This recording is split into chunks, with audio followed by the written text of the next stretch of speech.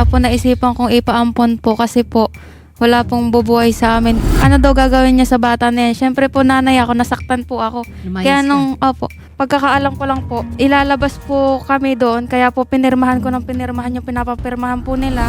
Ano daw magagawa ko? Kung sasabihin niya daw po sa akin yung nangyari, wala naman daw ako magagawa. Sabi ko, ano ko pa din yun?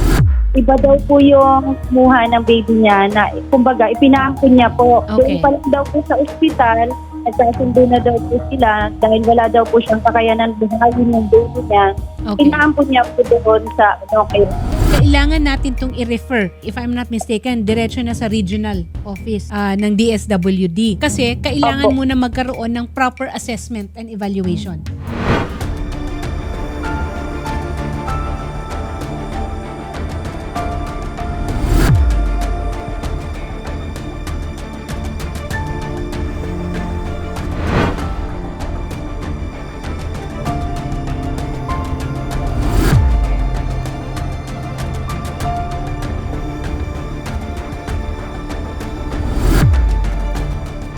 So andito po tayo ngayon sa Reception and Study Center for Children. Ang inyong anak po ay na-rescue na po at na-surrender po doon sa Pandi, Bulacan. Mismong Vauci po ang nag-rescue, tumulong po sa atin at ngayon po na-turn over na po dito. So ano po yung nararamdaman niyo ma'am na wala tayong kasiguraduhan ngayon kung yun ay makukuha niyo na? Parang wala na sa akin lahat kasi siya na lang yung meron ako. Yun yung pakaramdam ko kasi. Sobrang sakit sa akin. Halos wala na ako sa sarili ng mga time na hindi ko siya makasama, hindi ko man lang mahawakan. Araw-araw na depression, inaabot ko.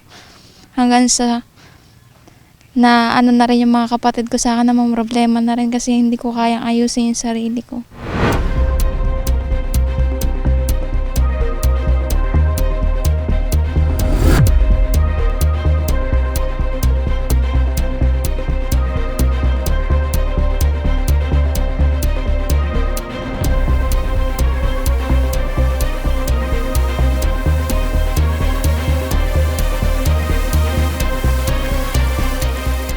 Nakakalungkot man na hindi po pwedeng mabisita or mahawakan man lang, mapahayag nyo lang ma'am sa amin at mapaliwanag sa pamilya kung bakit hindi po allowed yun.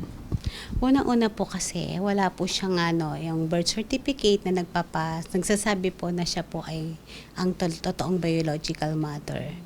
And yun po. Meron na kasi tayong batas na ganyan, yung tungkol sa pagsasimulate ng birth certificate. Pagka po ganon, hindi po pwede. I-consider na po siya na criminal offense, yung pagsasimulate ng birth certificate. Nang kumbaga, inaalis mo yung totoong istorya ng identity ng batang nakaregister sa totoong nanay niya. Ang pagkakansela po ng simulated birth, ginagawa po yun sa court. Kailangan kakanselin yung simulated birth. And pagkatapos pong makancel, pwede naman pong i-correct yun. Yung talagang true identity kung sino po talaga yung nanay ng bata. Kine-claim niya na gusto niyang makuha yung bata. Magre-request po tayo ng Parenting Capability Assessment Report kung saan po naka-address ngayon ang nanay. Bibisitahin po siya ng social worker. Kamusta naman po ma'am si baby nung ni-rescue po? Nung ni-rescue si baby, yun nga, meron siyang sugat dito. May medical attention naman nung dinala dito yung bata. And then, dito din naman sa center, nagkakaroon din naman kami ng initial health appraisal. And sa susunod naman, ipapadala na rin po siya sa pediatrician namin to check yung kanyang overall well-being. Magsisilbing aral na rin na ang bata kasi dapat talagang inaalagaan, hindi siya basta-basta pinamimigay man lang or maging kaso siya ng child trafficking. Salamat po sa pag-assist. Ganon din po sa Vauci po, yung mga officer po na tumulong dito sa aming complainant. Maraming salamat po. Thank you po. Anong nararamdaman mo na expected nating lahat mahahawakan mo si baby pero hindi tayo pinahinantulutan? Sobrang sakit para sa akin nun, pero masaya ako kasi nasa mabuting kalagayan siya. Hindi po nandun sa nag-ampon kasi ang gusto lang po kasi nung nag-ampon sa anak ko is maging taga-alaga po yung anak ko sa kanila pagtanda nila. Tapos inaanohan agad nila na hindi pa nga po lumalaki yung bata, dinidiktahan agad nila ng masasama. Kahit sinong ina po, tapos gaganunin po yung anak mo. Masasaktan ka talaga, tapos sinasabihan pa nila ng maldita, ang salbahe mo. baby pa naman po yung anak ko, hindi niya po dapat ginaganon. May mga papasok syempre sa isip ng mga nanonood sa atin na ikaw ba ay nagsisisi na binawi mo doon sa nag-ampon sa'yo. Kasi hindi mo rin naman nakasama yung baby. So hindi ka talaga nagsisisi. Hindi po ako nagsisisi kasi mas mapapabuti po yung anak ko dito hanggat hindi ko pa po nakukuha. Since nasa tiyan ko pa po siya, kinakausap ko po siya nung nalaman ko pong buntis po ako kasi nahawakan ko po siyang ganun eh. Bumubukol na po siya dito eh, malaki-laki na po yung tiyan ko nun. Sabi ko, nak, huwag mo ako pahirapan. Pag ako nanganak ha, nak, labas ka agad kapag nag-labor ako ha, kasi hindi ko kakayanin, nak, yung masakit kasi, sabi ko ganun. Tapos, sumunod naman siya sa akin, hindi naman niya ako pinahirapan. Ginaganon-ganon ko lang, kinakausap ko siya. Tapos nag-labor ako, labas agad. Dumating ako dun, mga 5, lumabas yung anak ko mga alas 10 ata. Kaya sobrang faithful din po ako sa anak ko kasi nasa isip ko mawala na lahat, wag lang po yung anak ko yun. Pero bakit nga naisipan mo na ipaampon?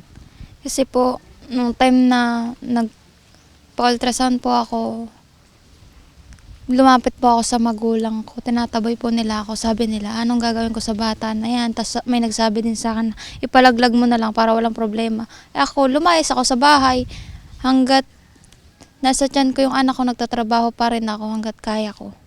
Pinipilit ko kahit minsan sobrang sakit na, minsan dumudugo na talaga yung ilong ko sa trabaho. Sabi ko, kaya ko yan, buhay pa naman. Ganun ako. Kasi ganun talaga sila sa akin eh.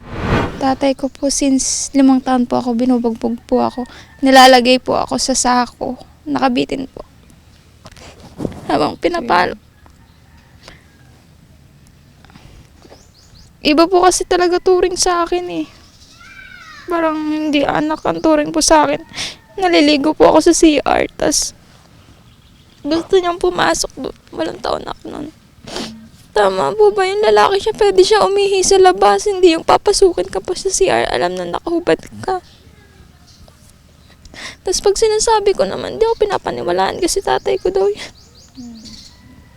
Kaya po, simula nung 8 years old ako, kani-kanino na po ako lumaki. Para walang problema daw. Hindi daw niya alam yung gagawin niya. Palaglag ko daw yung anak ko. Sabi ganun ni mama. Tapos, noong una sinabihan ako ni papa na ano gagawin ko dyan sa bata na yan. Tapos sumunod naman kay mama. Ipalaglag mo na lang yan para wala kang problema. Kaya lumayas ako. Nagtrabaho ako kahit may laman na yung tiyan ko. Hindi ko sinasabi sa amo ko.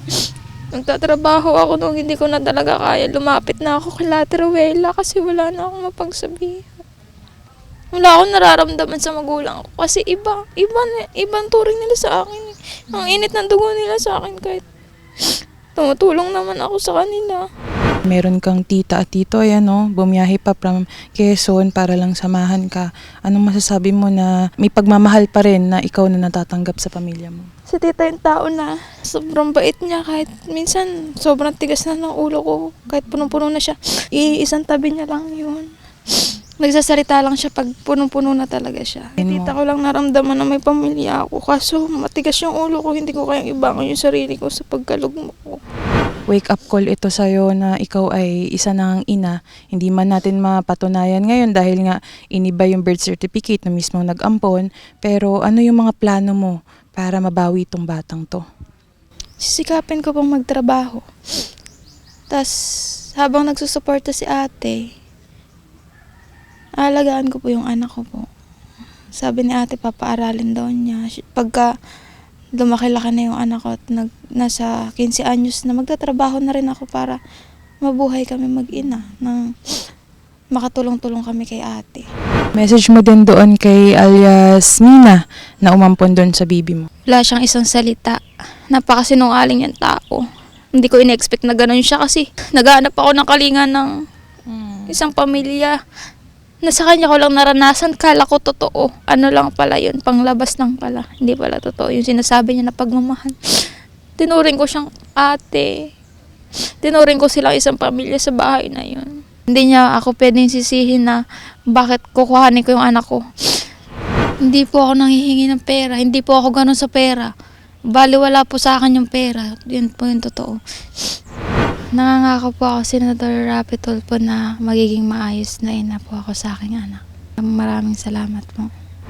Mr. Rapitol po, salamat po sa binigyan yung pansin ang aking hiling sa inyo na matulungan mabawi si baby. Kahit siya ay nandito sa center, ay okay lang sa amin. Yan, ikaw ay aanak at aanak pa rin. Huwag na sanang gayaan sa susunod. Ang hirap. Wala po ako pangarap mag-asawa ng lalaki. Gusto ko ganito, okay na po ako sa buhay na kung ano mayroon po ako ngayon. Senator Rapitol po, sa napakabilis niyong aksyon, dun po sa aking pamangkin. Marami pong salamat at sa iyo, Senator Rapi, na isa yung pagtulong sa amin.